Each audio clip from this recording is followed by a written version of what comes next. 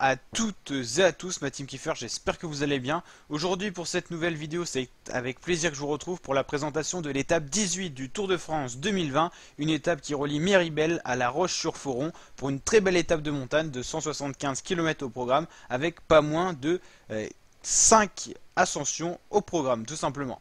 On aura dans un premier temps le sprint intermédiaire qui permettra de dessiner la hiérarchie pour le classement des sprinteurs et du maillot vert.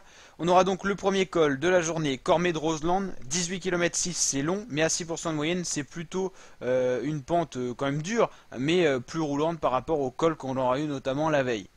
Ensuite, on aura la côte de la route des villes, 3 km à 6% de moyenne. Le col des saisies, 14 km 6 à 6% de moyenne. Le col des Aravis, 6 km 7 à 7% de moyenne. C'est souvent une suite logique de cols qui se trouve vraiment dans les environs. Et souvent, quand on fait le col des saisies, les coureurs font aussi le col des Aravis. Et souvent aussi le col de la Colombière, ça ne sera pas le cas.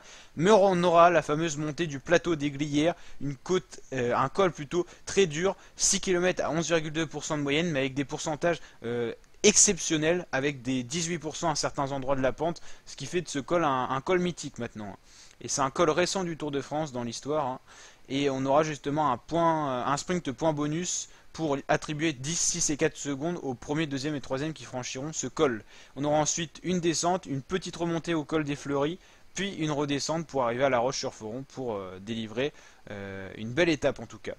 Donc voilà pour la présentation de cette étape. Au niveau des favoris, je donnerai, si une échappée va au bout, Julien Lafilippe qui peut se trouver sur un terrain qu'il apprécie. En deuxième, je mettrai Marc Hirschi. Et en troisième, un joker, Richard Carapaz. N'hésitez pas à liker la vidéo si elle vous a plu et à vous abonner à ma chaîne YouTube pour d'autres vidéos de ce genre. Allez, ciao!